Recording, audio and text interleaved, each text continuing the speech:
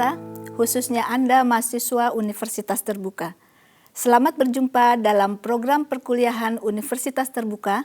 Program ini akan membahas tentang pengolahan hasil ternak dengan kode mata kuliah LUHT 4451. Program ini ditujukan terutama untuk Anda mahasiswa Fakultas MIPA, program studi S1 Agribisnis dengan bidang keahlian penyuluhan dan komunikasi peternakan. Materi-materi yang terdapat di dalam program ini bertujuan untuk membantu saudara dalam memperkaya pemahaman tentang materi yang terdapat pada buku materi pokok pengolahan hasil ternak. Baiklah, sekarang silakan saudara menyimak tujuan instruksional umum dan tujuan instruksional khusus dari program ini. Nah, pada program ini akan dibahas beberapa materi meliputi pertama yaitu tentang pengertian daging dan keunggulannya.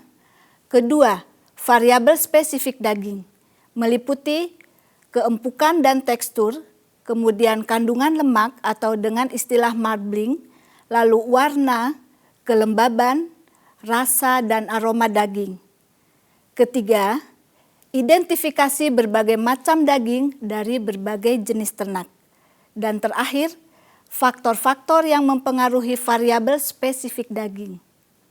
Baiklah, saudara mahasiswa, sebelum kita mempelajari variabel spesifik daging, identifikasinya, serta faktor-faktor yang mempengaruhinya, sebaiknya kita simak dahulu pengertian dari daging dan beberapa keunggulannya.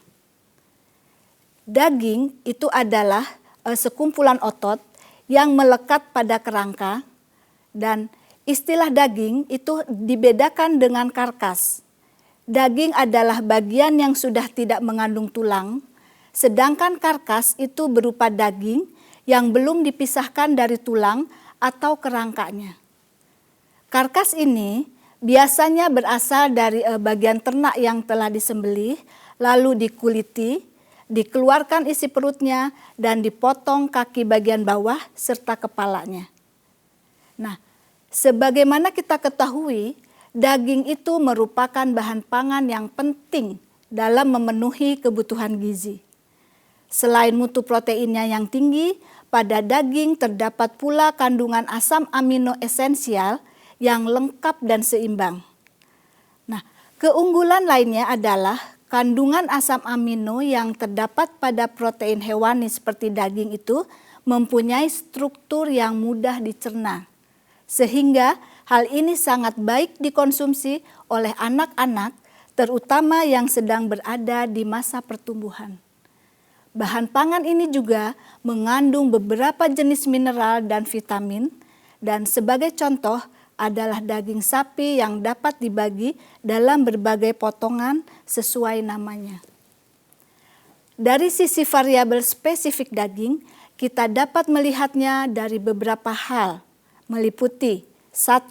Keempukan dan tekstur, kemudian kandungan lemak atau marbling, warna, kelembaban, serta rasa dan aroma daging. Nah, saudara, kita mulai dengan keempukan daging. Berdasarkan kriterianya, keempukan daging ditentukan oleh 1.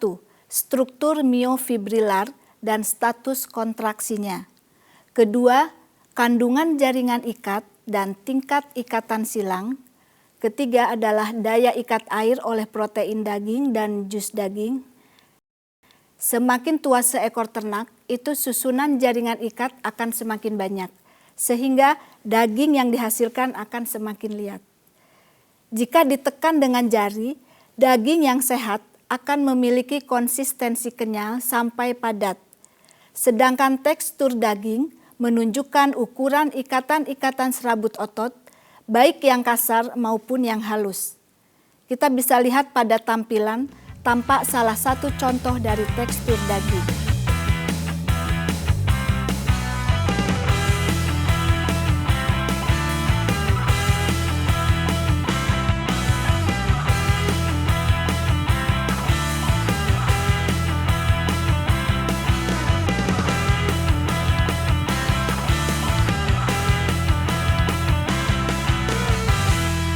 Variabel berikutnya adalah kandungan lemak atau marbling.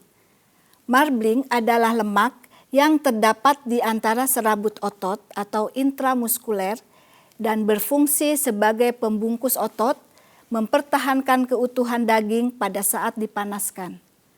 Dapat kita lihat marbling pada daging dari berbagai jenis ternak. Marbling sangat berpengaruh terhadap cita rasa daging. Bagi masyarakat umum, cita rasa daging dari marbling ini sangat disukai.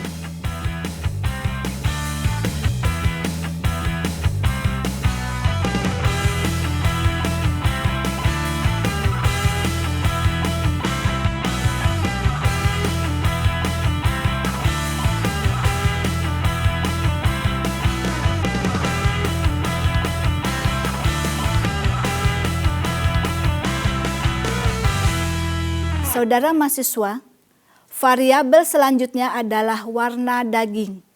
Warna daging itu sangat bervariasi, tergantung dari jenis ternak dan umur ternak. Sebagai contoh adalah daging sapi potong. Dia lebih gelap daripada sapi perah. Sementara daging sapi muda itu lebih pucat daripada daging sapi tua.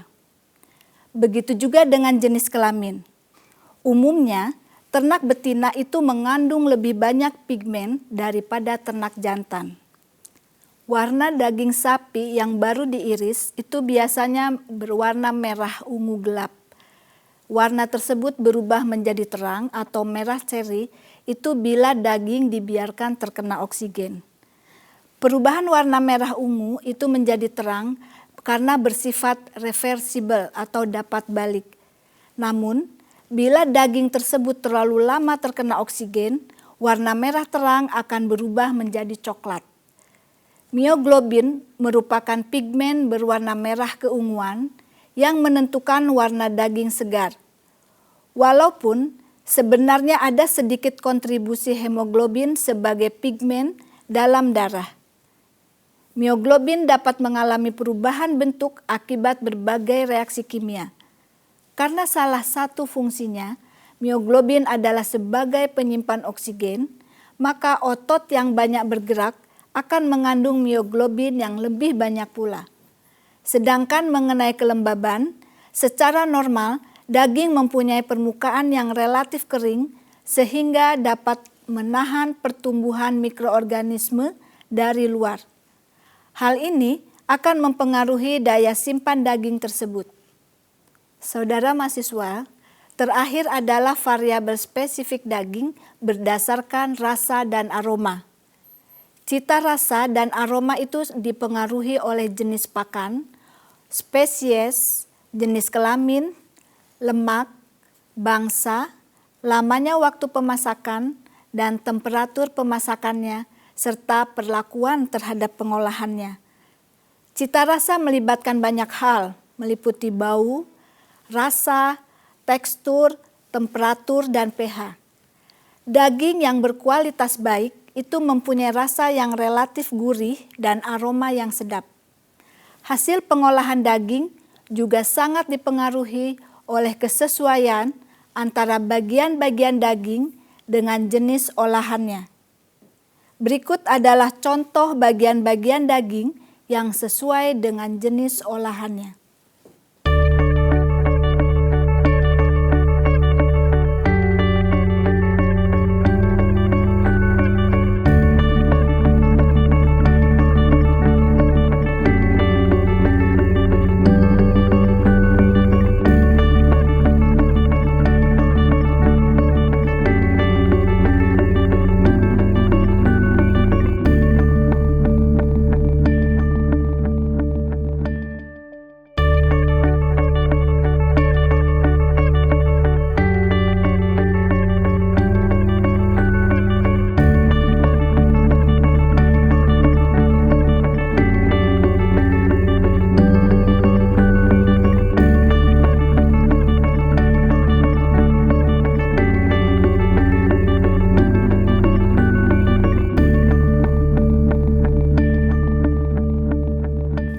Saudara mahasiswa, demikian pemaparan tentang variabel spesifik daging dilihat dari berbagai aspeknya, seperti tadi, keempukan dan tekstur, kandungan lemak, warna, kelembaban, serta rasa dan aroma daging.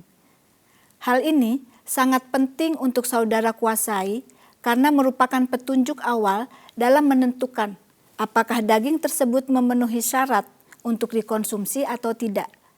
Selanjutnya, kita akan membahas beberapa contoh tampilan fisik daging dari berbagai jenis ternak. Mari kita mulai dengan tampilan fisik daging anak sapi atau sapi muda. Pada umumnya berwarna agak pucat, kelabu putih sampai merah pucat dan menjadi tua. Mengandung serabut-serabut halus, konsistensinya agak lembek, bau dan rasanya berbeda dengan daging sapi dewasa. Berikutnya adalah tampilan fisik dari daging sapi dewasa. Biasanya dagingnya akan berwarna merah pucat, berserabut halus dengan sedikit lemak, konsistensinya liat, dan bau serta rasanya aromatis. Lalu berikutnya adalah tampilan fisik dari daging domba. Cirinya adalah dagingnya terdiri dari serabut halus, lalu berwarna merah muda, konsistensinya cukup tinggi, dan banyak lemak di otot yang berwarna putih serta baunya sangat khas. Kemudian kita lanjutkan dengan tampilan daging kambing dengan ciri-ciri sebagai berikut. Dagingnya dia lebih pucat dari daging domba, lemak menyerupai lemak domba, dan daging kambing jantan berbau khas. Kemudian adalah tampilan daging kerbau. Umumnya dagingnya liat karena disembelih pada umur tua. Serabut ototnya kasar dan lemaknya putih. Rasanya hampir sama dengan daging sapi. Terakhir adalah beberapa ciri tampilan fisik daging ayam. Warnanya biasanya dia putih pucat, lalu bagian otot dada dan otot paha itu konsistensinya kenyal. Baunya agak amis dan warna terlihat sampai tidak berwarna. Nah, saudara mahasiswa, baru saja Anda menyaksikan variabel spesifik daging dan contoh tampilan fisik dari berbagai jenis ternak. Sudah cukup jelas informasinya bukan? Selanjutnya, marilah kita fokuskan perhatian kita pada bahasan tentang faktor-faktor yang mempengaruhi variabel spesifik setiap ternak, baik sebelum maupun sesudah ternak dipotong. Faktor-faktor variabel spesifik ternak sebelum dipotong itu antara lain bersifat genetik, yaitu seperti bangsa, kemudian spesies, fisiologis, umur, manajemen, jenis kelamin, faktor stres, dan faktor pakan ternak. Sedangkan faktor variabel spesifik ternak setelah ternak dipotong itu adalah berbagai metode penanganan ternak potong. Misalnya chilling, refrigerasi, pelayuan, pembekuan, keadaan temperatur penyimpanan. Baik, saudara sekalian, dari berbagai faktor yang mempengaruhi kualitas daging, pada topik kali ini hanya 3 faktor yang akan kita bahas, yaitu faktor stres, kualitas pakan ternak, serta bahan aditif. Seperti kita ketahui bahwa aktivitas otot itu membutuhkan energi yang berasal dari glikogen. Pada ternak sehat dan cukup istirahat, kandungan glikogen dalam otot cukup tinggi, sehingga kondisi daging cukup normal seperti terlihat pada gambar berikut. Pada ternak dengan penanganan yang salah, baik sebelum, selama, atau sesudah pemotongan, sehingga menyebabkan ternak stres, maka akan menyebabkan warna daging menjadi pucat, daya ikat air menurun, dan permukaan daging basah karena cairan keluar ke permukaan daging. Keadaan tersebut dikarenakan berkurangnya asam laktat sehingga nilai pH daging berubah menjadi turun sekitar 5,4 sampai 5,6. Keadaan daging seperti ini disebut dengan istilah pale soft exudative atau PSE. Nah, itu bisa kita lihat pada contoh gambar. Sebaliknya, jika nilai pH daging meningkat yaitu antara 6,4 sampai 6,8, maka akan menyebabkan terjadinya dark firm and dry atau DFD meat, seperti contoh pada gambar, yaitu daging menjadi berwarna merah gelap, permukaan daging sangat kering, dan cairan daging terikat sangat kuat oleh proteinnya. Keadaan daging yang tidak normal seperti PSE dan DFD akan mempengaruhi cita rasa dan keempukan daging. Untuk menghindari stres pada ternak, sebelum ternak dipotong harus diistirahatkan minimal 24 jam. Setelah dipotong, perlu dilakukan pelayuan sehingga kondisi rigor mortis atau kekakuan otot itu akan berakhir. Hasilnya, keempukan daging dan cita rasa daging akan terjaga. Baiklah saudara mahasiswa, sampai di sini penjelasan yang diberikan, apakah sudah dapat dipahami? Bila sudah, selanjutnya kita akan menjelaskan tentang apa pengaruh pakan terhadap kualitas daging.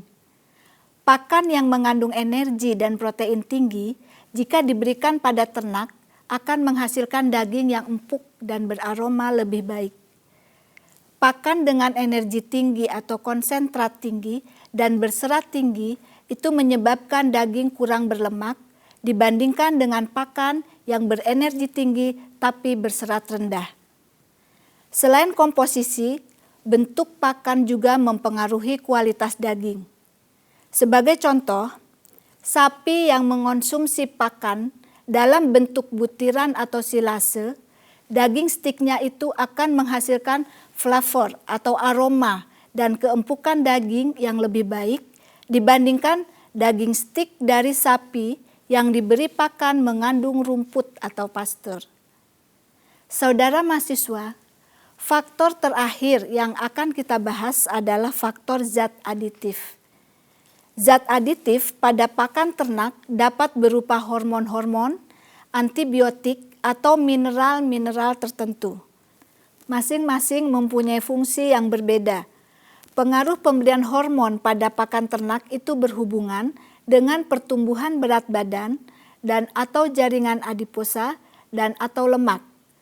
Lalu efisiensi pakan, perlindungan protein otot, peningkatan daya ikat air oleh protein daging sehingga membuat keempukan daging menjadi lebih tinggi.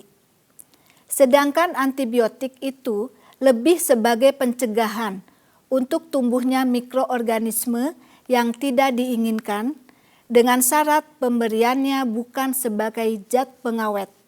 Sedangkan pemberian mineral atau sejenis garam dapat mencegah terjadinya defisiensi zat-zat gizi tertentu. Sebagai contoh adalah pemberian ethylene diamin dihidrodin, berguna sebagai pencegahan terjadinya kasus defisiensi yodium. Contoh lain adalah pemberian silase seperti gambar berikut. Jika kandungan gula pada hijauan kurang, maka perlu dilakukan penambahan zat aditif untuk sumber substrat bagi bakteri penghasil asam laktat. Aditif yang digunakan itu tentu harus merupakan bahan yang mengandung gula, yang salah satunya adalah seperti molasses atau produk sampingan dari ekstraksi gula yang berasal dari tumbuhan. Bahan aditif lainnya adalah bagi silase biasanya berupa bakteri inokulan dan enzim.